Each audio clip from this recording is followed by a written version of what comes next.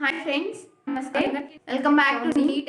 ఈ వీడియో నేను ఎందుకు చేద్దాం అనుకుంటున్నానంటే, చాలామంది అసలు బిఎంఎస్లో జాయిన్ అవ్వచ్చా, జాయిన్ అవుతే ఎలా ఉండిద్ది, జాయిన్ అవ్వకపోతే ఎలా ఉండిద్ది, అసలు ఏ కోర్సు, అసలు ఎందుకు ఇది, దేని గురించి చదవాలి, అసలు చదివితే ఫ్యూచర్ ఉండిద్దా, ఫ్యూచర్లో ఏమవుతారు, ఇవే కదా మీ డౌట్స్.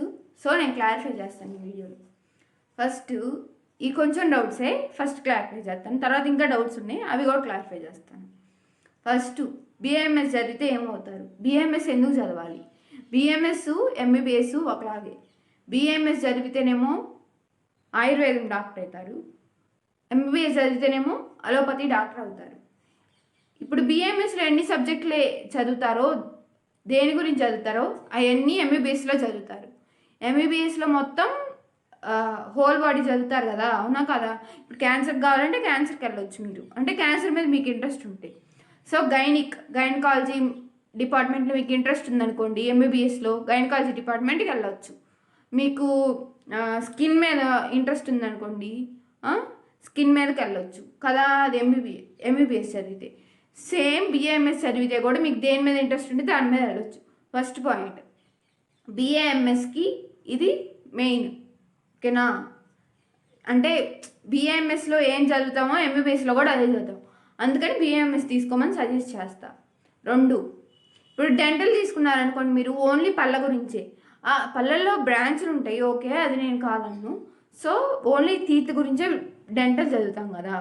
సో ఇది హోల్ బాడీ ఉంది. మీకు క్యాన్సర్ మీద ఇంట్రెస్ట్ ఉందనుకోండి, బిఏఎంఎస్ చదివిన తర్వాత మీరు క్యాన్సర్ మీద ట్రీట్మెంట్కైనా వెళ్ళొచ్చు, లేదా దాని మీద సైంటిస్ట్గా అయినా వెళ్ళొచ్చు అనమాట. అది తర్వాత మీకు గైనిక్ మీద పిల్లల్ని పుట్టించడం, పిల్లల్ని ఎత్తుకోవటం, పిల్లలతో ఆడుకోవటం, పిల్లలు డాక్టర్ అవ్వాలనుకోండి, అది ఆయుర్వేదం ద్వారా వెళ్ళొచ్చు అనమాట. మీకు ఎంబీబీఎస్ రాలేదు అని మీరు టెన్షన్ పడాల్సిన అవసరమే లేదు. సేమ్ బ్రాంచెస్, అక్కడేం చదువుతామో అక్కడేం చేస్తామో అది మొత్తం ఇక్కడ చేయొచ్చు. వాళ్ళు సర్జరీ ఎలా చేస్తారో మీరు సర్జరీ ఎలా చేస్తారు. వాళ్ళు కాకపోతే ఆయుర్వేదం మెడిసిన్లు వాడరు, మీరు ఆయుర్వేదం మెడిసిన్లు వాడతారు, వాళ్ళు అలోపతి మెడిసిన్స్ వాడతారు, ఓకేనా. ఇది తర్వాత ఇంకో క్వశ్చన్ ఏమంటే, బిఏఎంఎస్కి ఎలా జాయిన్ అవ్వాలంటే ముందు 2 టైప్స్ ఆఫ్ ముందు అందరు నీట్ రాస్తారు, అది అందరూ తెలుసు. ఎవరైనా బిఏఎంఎస్ డాక్టర్ అవ్వాలంటే కంపల్సరీ నీట్ రాయాలి. నీట్ రాసిన తర్వాత వాళ్ళకి వచ్చే ర్యాంక్ బట్టి ఎంబీబీఎస్, బిఏఎంఎస్, బిహెచ్ఎంఎస్, తర్వాత యునాని, సిద్ధ, న్యాచురోపతి, తర్వాత పారామెడికల్ కోర్సెస్ కూడా ఇందులో ఉన్నాయి. తర్వాత నర్సింగ్ కూడా ఉందన్నమాట దీంట్లో, ఓకేనా. ఇది టాపిక్. నెక్స్ట్, ఇప్పుడు బిఏఎంఎస్ జాయిన్ అయ్యారు మీరు, జాయిన్ అయితే ఫ్యూచర్ ఉండిద్దా అంటే దేనిలో అయినా ఫ్యూచర్ ఉండిద్ది. మీరు ముందు ఇప్పుడు నుంచి ఆలోచించి ఫ్యూచర్ ఉండిద్దా, లేకపోతే ఏమవుతారు, ఇంకేమవుతారు మీరు నాకు తెలియగలుగుతాను, ఎటువైపు వెళ్తారు మీరు, మీకున్న డెసిషన్ వెళ్ళండి. నేను ఇక్కడ ఎందుకు వీడియోస్ చేస్తున్నాను అంటే ఇవి కూడా బాగున్నాయి, బిఏఎంఎస్, బిహెచ్ఎంఎస్, న్యాచురోపతి, ఆయుర్వేద, సిద్ధ, ఇవి కూడా బాగున్నాయి అని చెప్పడానికి మాత్రమే నేను మీకు వీడియోస్ చేస్తున్నాను అనమాట. నా మెయిన్ టార్గెట్ ఎవరంటే, ఎవరికైతే ఎంబీబీఎస్ రాదు కదా వాళ్ళు నా టార్గెట్. వాళ్ళు డిప్రెస్ అవ్వకుండా ఎటువైపు వెళ్ళాలి, లాంగ్ టర్మ్ తీసుకుంటే ఓకే, వాళ్ళు మళ్ళీ ఎంబీబీఎస్ కోసమే ఏమంటారు ప్రేయర్ చేస్తున్నారు, చదువుతున్నారు, యుద్ధం చేస్తున్నారు. అది ఎవరైతే ఎంబీబీఎస్ రాకుండా వేరే వాటికి వెళ్ళాలి అనుకుంటే, డెంటల్ కంటే ఇది ఫస్ట్ చాయిస్. అంటే డెంటల్ అది వాళ్ళ ఇంట్రెస్ట్ అనుకోండి, డెంటల్ కంటే ఇదైతే ఫస్ట్ చాయిస్ అని నేను చెప్తాను. ఎందుకంటే దీని మీద హోల్ బాడీ గురించి చదివి తర్వాత పీజీలో నీకు నచ్చిన ఒక ఆర్గాన్ గురించి, నీకు దేని మీద ఇంట్రెస్ట్ ఉంటే దాని మీద, ఎంబీబీఎస్ వాళ్ళు ఎలా వెళ్తారో మీరు కూడా అలా వెళ్తారు, ఓకేనా. ఎవరు బిఏఎంఎస్ చేసిన వాళ్ళు, నేను బిఏఎంఎస్ చేయమనే మిమ్మల్ని సజెస్ట్ చేస్తాను ఎంబీబీఎస్ కంటే కూడా, ఓకేనా. ఎంబీబీఎస్ కంటే కాదు, సారీ, వీడియోలు అక్కడక్కడ ఫస్ట్ టైం కదా చేయటం వీడియోస్, సో కొంచెం క్షమించండి, ఇలాంటి తప్పులు వస్తాయి, ఫ్యూచర్లో రాకుండా చూసుకుంటాను. బీడిఎస్ కంటే బిఏఎంఎస్ బాగుండిద్ది అనమాట. అంటే చదివే విధంలో, అంటే సబ్జెక్ట్ ఎక్కువ ఉండిద్ది, నేను అనేది అది బాగుండిద్ది. అంటే అందులో స్కోప్ ఎక్కువ ఉంది కదక్క, ఇక్కడ చాలామంది ఉన్నారు, అది ఇదని కామెంట్లో ఆడుకోవద్దు. సో అంటే ఎక్కువ సబ్జెక్ట్ నేర్చుకోవచ్చు అనమాట. బిఏఎంఎస్లో చాలా సబ్జెక్ట్ ఉండిద్ది కంపారిటివ్ బీడిఎస్ అనమాట. నెక్స్ట్ పాయింట్ ఏమంటే, ఇప్పుడు బిఏఎంఎస్కి ఎలా జాయిన్ అవ్వాలంటే, నీట్ రాసిన తర్వాత వచ్చిన ర్యాంక్ బట్టి జాయిన్ అవ్వాలి. ఎంబీబీఎస్ వస్తే ఓకే, రాని వాళ్ళు first all India counselling first జరిగిద్ది. ఇప్పుడు సెప్టెంబర్లో స్టార్ట్ అయ్యింది ఆల్ ఇండియా కౌన్సిలింగ్. నాకు తెలిసి నేను అప్డేట్స్ ఇస్తానే ఉంటాను మీకు. సెప్టెంబర్లో అయితే కౌన్సిలింగ్ స్టార్ట్ అయ్యింది. సెప్టెంబర్ అయిపోయిన తర్వాత కౌన్సిలింగ్ రిజిస్ట్రేషను అవన్నీ ఉంటాయి అన్నమాట. రిజిస్ట్రేషన్ ఆల్ ఇండియాకి ఒకటి ఎలా అయితే దానికి ఎంబీబీఎస్కి కౌన్సిలింగ్ జరిగిద్దో సేమ్ అలానే కౌన్సిలింగ్ బీఏఎంఎస్కి కూడా జరిగింది. ఆల్ ఇండియా వెబ్సైట్ చెప్తాను చూడండి, ACCC.gov.in. ఈ వెబ్సైట్లో అయితే మీకు కౌన్సిలింగ్ అన్ని డీటెయిల్స్ వస్తాయి. నేను ప్రతిదీ అక్కడ ఏం అప్డేట్ వచ్చినా నేను మీకు వీడియో చేసి పెడతాను కంపల్సరీ. ఇదైతే నన్ను నమ్మి మీరు సబ్స్క్రైబ్ చేసుకోండి, ఓకేనా. నెక్స్ట్ ఇంకా బీఏఎంఎస్లో జాయిన్ అయిన తర్వాత ఏం చేస్తారు ఏంది అసలు స్కోప్ ఉండిద్దా, ఫ్యూచర్ ఎన్ని సంవత్సరాలు చదవాలి అంటే, ఎంబీబీఎస్ ఎన్నేళ్ళు చదువుతున్నారు మీరు మీకు తెలుసా? 5.5 సంవత్సరాలు అంటే 5.5 years. 4 years study plus 1.5 year internship, అవునా కాదా? ఎంబీబీఎస్ సేమ్, బీఏఎంఎస్ కూడా అంతే. 4 years study plus 1.5 year internship, ఓకేనా. ఇది హాఫ్ ఇయర్ అనమాట, ఇలా తీస్తున్నాను కదా, అది 1.5 ఇయర్ ఇంటర్న్షిప్ అనమాట, ఓకేనా. ఈ ఇంటర్న్షిప్లో ఎంబీబీఎస్ వాళ్ళు ఏం చేస్తారు, పేషెంట్స్ని ట్రీట్ చేస్తారు. బీఏఎంఎస్ వాళ్ళు ఏం చేస్తారు, పేషెంట్స్నే ట్రీట్ చేస్తారు, ఓకేనా. ఇది వీళ్ళ లెవెల్లో, అది వాళ్ళ లెవెల్లో, ఓకేనా. నెక్స్ట్ ఈ 5.5 ఇయర్సే ఉండిద్ది బీఏఎంఎస్ కూడా. ఇది తక్కువ ఉండిద్దని మీరు మళ్ళీ దీనిలోకి వస్తే నష్టపోతారనమాట. 5.5 ఇయర్స్ బీఏఎంఎస్ఏ కాదండి, హోమియోపతి అయినా, న్యాచురోపతి అయినా, సిద్ధ అయినా, యునాని అయినా, ఆయుర్వేదం అయినా, ఏదైనా కానీ 5.5 ఇయర్సే. ఈ డాక్టర్కి సంబంధించిన కోర్స్ ఏదైనా కానీ 5.5 ఇయర్స్. మళ్ళీ వెటర్నరీ అనే దాని గురించి అడగొద్దు, వెటర్నరీ గురించి కూడా తర్వాత వీడియో చేస్తాను నేను. దాని గురించి ఇంకా డీటెయిల్గా నేను తెలుసుకోవాలి కదా ఫస్ట్ మీకు చెప్పాలంటే. నెక్స్ట్ ఇవన్నీ ఇన్ఫర్మేషన్ ఎక్కడ దక్క నీకంటే నేను నా ఫ్రెండ్స్ దగ్గర అడిగి అన్నీ ఇది చూడండి ఇలా రాసుకొని ఏది ఎలా చెప్పాలి, వీడియో ఫస్ట్ ఏంది తర్వాత ఏంది అలా రాసుకున్న తర్వాత వీడియో చేస్తానమాట. ఎలా పడితే అలా తెలియకుండా సోదిగా అయితే వీడియో చేయట్లేదు. సో నా కష్టానికైనా ఒక లైక్ ఇచ్చి సబ్స్క్రైబ్ చేసుకోండి ప్లీజ్. ఇంకొక విషయం ఏంటంటే, తర్వాత బీఏఎంఎస్ జాయిన్ అయ్యారు కదా, అసలుకి కౌన్సిలింగ్ ద్వారా జాయిన్ అవ్వాలి. ఆల్ ఇండియా వాళ్ళకి ఆల్ ఇండియా కౌన్సిలింగ్ ఇది ఉంది కదా, ఏమంటారు, స్టేట్ వాళ్ళకి state counselling. Andhra Telangana 2 state కౌన్సిలింగ్లు పెట్టుకుంటాయి. ఆంధ్ర కింద అయితే ఇప్పుడు ప్రస్తుతానికి 3 కాలేజెస్ బీఏఎంఎస్ మీద ఉన్నాయి. తెలంగాణ మీద కూడా 4 కాలేజెస్ ఉన్నాయి అనుకుంటా తెలంగాణలో, ఓకేనా. ఇప్పుడు ఆంధ్రాలో ఎక్కడెక్కడ ఉన్నాయి అంటే అది చెప్తున్నాను. అంటే నాకు సీట్ ఎక్కడ వచ్చిందో మీకు తెలుసుకోవాలి కదా, అదే మీకు సీట్ ఎక్కడ వచ్చిందో తెలుసుకోవాలి కదా. ఫస్ట్ తిరుపతి ఫస్ట్ ప్రయారిటీ ఇస్తున్నారు అందరూ, అంటే అక్కడ పేషెంట్ ఇన్ఫ్లో ఎక్కువ ఉంది. తర్వాత లెక్చరర్స్ బాగా అంటే క్లాస్కి అటెండ్ అయ్యి క్లాసెస్ బాగా తీసుకుంటున్నారు, ప్రతిదీ ప్రాక్టికల్గా నేర్పిస్తున్నారు అనమాట, ఓకేనా. అది తర్వాత ఇంకా నెక్స్ట్ విజయవాడ, తర్వాత గుంటకల్లు, ఈ 3 కాలేజెస్ అయితే బీఏఎంఎస్ కాలేజెస్ ఉన్నాయమ్మా ఆంధ్రాలో. తర్వాత తెలంగాణలో మళ్ళీ నేను చూసి క్లియర్గా నెక్స్ట్ వీడియో దీని మీదే వచ్చింది, ఓన్లీ తెలంగాణ వాళ్ళకి వచ్చింది అనమాట. ఇంకా తర్వాత ఇంకేంటంటే ఇప్పుడు రిగ్రెట్స్ ఏం బాధపడతారంటే, మీరు బీఏఎంఎస్ తీసుకున్నాక బీఏఎంఎస్ అంటే ఫస్ట్ నుంచి ఉన్న మెడిసినే బీఏఎంఎస్, మధ్యలో వచ్చింది అలోపతి, ఏది ఎంబీబీఎస్ మధ్యలో వచ్చింది. కానీ ఇప్పుడు ఎంబీబీఎస్కి క్రేజ్ ఎక్కువ ఉంది కాబట్టి జాయిన్ అవ్వండి, నేను వద్దట్లేదు దానికి.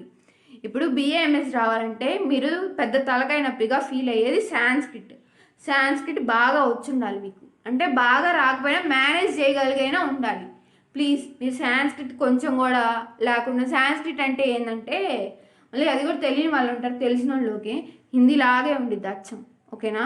సాంస్క్రిట్ అనమాట, ఆ సాంస్క్రిట్లోనే ఎక్కువ సిలబస్ ఉండిద్ది, అంటే మొత్తం బ్యాలెన్స్ అవుతుంది అనమాట. సాంస్క్రిట్ మీదే ఎక్కువ మీరు సాంస్క్రిట్లో చదువుతారు, కొంచెమన్నా సాంస్క్రిట్ వచ్చి ఉండాలి. తర్వాత ఇంకంతే, బీఏఎంఎస్ జాయిన్ అయిన తర్వాత మీరు బాధపడాల్సిన విషయాలు ఏమి ఉండవు. బీఏఎంఎస్ ఎంబీబీఎస్ ఈక్వల్ ఎన్నిసార్లు చెప్పినా అది ఈక్వలే.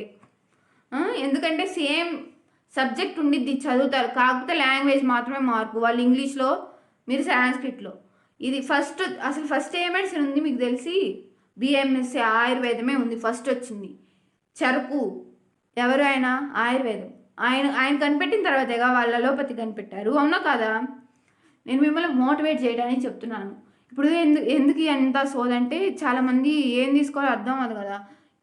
ఇది బెస్ట్ చాయిస్, మీరు తీసుకుంది మీకు ఎప్పుడైనా బెస్ట్ అనుకుంటే మీరు ఏదైనా చేయగలరు అనమాట.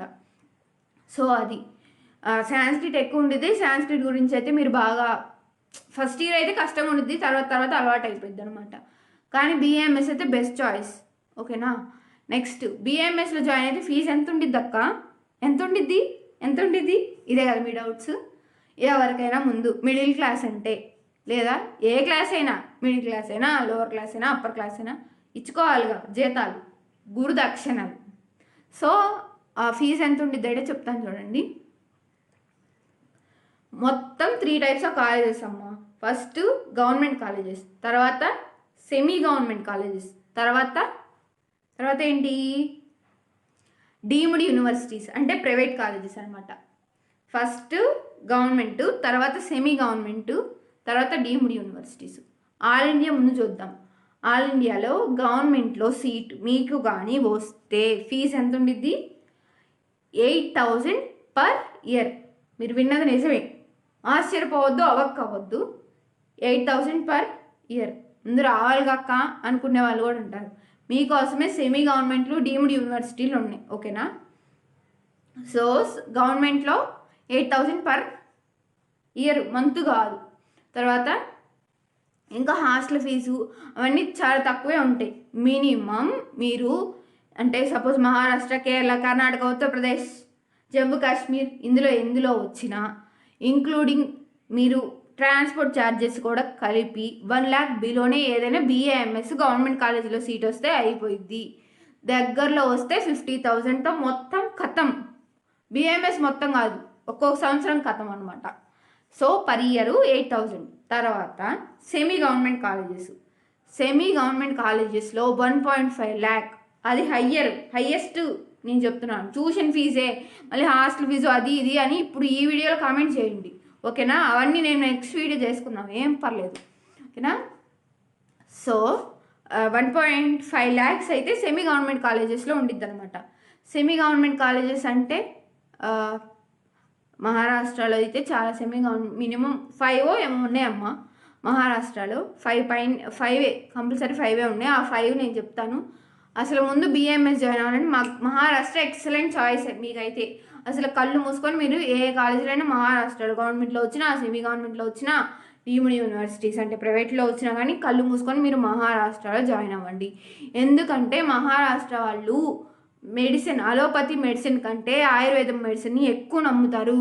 ఎక్కువగా పేషెంట్ ఇన్ఫ్లో అలోపతి కంపారిటివ్గా ఆయుర్వేదిక్కే ఎక్కువ వస్తారనమాట. పేషెంట్స్ ఇన్ఫ్లో ఎక్కువ ఉండిద్ది అలోపతి కంటే. ఎక్కడ మహారాష్ట్ర, కేరళ కూడా అంతే ఉండిద్ది. సో మహారాష్ట్ర, కేరళ, కర్ణాటక ఈ 3 స్టేట్స్లో మీరు ఆల్ ఇండియా లెవెల్ కౌన్సిలింగ్ గురించి చెప్తున్నాను. ఎక్కడొచ్చినా మీరు ఫస్ట్ జాయిన్ అవ్వండి. తర్వాత నెక్స్ట్ డీమ్డ్ యూనివర్సిటీస్ అంటే ప్రైవేట్లో 6 to 7 lakhs per year. Private అంటే తెలుసు కదా మీకు, అలా 6 to 7 lakhs అయితే కంపల్సరీ ఫీజు మీరు డీమ్డ్ యూనివర్సిటీస్లో కట్టాల్సిందే. ఇంకా రిజిస్ట్రేషన్ ప్రాసెస్ ఎలా ఉంటుంది అంటే అందరికీ కామన్గా AACCC అంతే. AACCC వెబ్సైట్లోకి మనం కానీ వెళ్తే అక్కడ ప్రతిదీ అప్డేట్ ఇస్తూ ఉంటారు. మీరు ఆ అప్డేట్ చూసుకుంటూ ఉండండి అనమాట. ఎందుకంటే నేను కాదు జాయిన్ అయ్యేది, మీరే కదా. సో మీరు ప్రతిరోజు అప్డేట్స్ చూసుకుంటూ ఉండండి. ఇప్పుడు నుంచి అవసరం లేదు, కౌన్సిలింగ్ స్టార్ట్ అయింది కదా, ఈ గందరగోళం అంతా అయిపోయి రేపు ఇచ్చే తీర్పు ఏదో చూసుకొని అదంతా చూసుకున్న తర్వాత ఇంకా వెబ్సైట్లో MBBS కౌన్సిలింగ్ అయిపోయిన తర్వాతే ఈ కౌన్సిలింగ్ అయితే స్టార్ట్ అయింది. సో మీరు ప్రతిసారి ఆ వెబ్సైట్ చూసుకుంటూ ఉండండి. తర్వాత ఆ వెబ్సైట్లో చూసుకుంటూ ఉంటే మీకు అర్థమైద్ది అనమాట. ఈరోజు రిజిస్ట్రేషన్, ఈరోజు కౌన్సిలింగు, అవన్నీ నేను అప్డేట్స్ ఇస్తాను. నువ్వేం చేస్తావు అని మీరు నన్ను క్వశ్చన్ వేయద్దు. సో నేను అప్డేట్ చేస్తూనే ఉంటాను. నెక్స్ట్ అది అయిపోయిన తర్వాత ఇంకొక పాయింట్ ఏం చెప్దాం అనుకున్నాను. ఇప్పుడు ఫీజ్ స్ట్రక్చర్ అయిపోయింది, ఎలా జాయిన్ అవ్వాలో చెప్తున్నాను అనమాట. ఈ 3 ఇందులో. తర్వాత ఇంకో వీడియో చేస్తాను ఎలా జాయిన్ అవ్వాలంటే. AICCC వెబ్సైట్లోకి వెళ్తే అక్కడ మీరు రిజిస్ట్రేషన్ ఫీజు కట్టాలి. రిజిస్ట్రేషన్ ఫీజుకి మొత్తం 3 రకాల ఫీజులు మీరు కట్టాలి, ఓకేనా. ఫస్ట్ ఓన్లీ మీరు గవర్నమెంట్ కాలేజ్లో జాయిన్ అవుదాము అనుకుంటే ముందు మీ పేరెంట్స్కి ఇప్పుడే చెప్పుకొని ఇంత ఫీజు అయిద్ది నాన్న, ఇంత ఫీజు ఇద్దామా, ఇలా నాకు దగ్గర పెట్టండి, ఇంత డబ్బులు నాకు పక్కన పెట్టండి అని చెప్పుకోండి ఇప్పుడే. అప్పటికప్పుడైతే వాళ్ళకి డబ్బులు ఎక్కడి నుంచి వస్తాయి? ఉన్నోళ్ళు అయితే ఓకే, లేని వాళ్ళ గురించి నేను చెప్తున్నాను అనమాట. ఇంత ఫీజు అయిద్దని జాగ్రత్తగా పక్కన పెట్టుకొని ఉంచుకోండి అనమాట ఆ మనీ. ఫస్ట్ ఓన్లీ మీకు గవర్నమెంట్ కాలేజీలోనే అడ్మిషన్ కావాలనుకోండి, దానికోసం మీకు ఫీజు 1000 ఫీజు, రిజిస్ట్రేషన్ ఫీజు కడితే చాలు. మీకు గవర్నమెంట్ సెమీ గవర్నమెంట్ రెండిట్లో కావాలన్నా కానీ 1500 మీకు ఫీజు ఉండిద్ది. ఇంకా తర్వాత ఎస్సీ ఎస్టీ వాళ్ళకైతే 800 రిజిస్ట్రేషన్ ఫీజు అనమాట. నెక్స్ట్ ఈ డీమ్డ్ యూనివర్సిటీస్ ఏవైతే ప్రైవేట్ కాలేజెస్ ఉంటాయో వాటిల్లో మీకు ఫీ రావాలంటే మొత్తం 10,000 అయితే మీరు రిజిస్ట్రేషన్ అప్పుడే కట్టాలి. మీరు జాయిన్ అయితే 10,000 వాళ్ళు ఉంచుకుంటారు.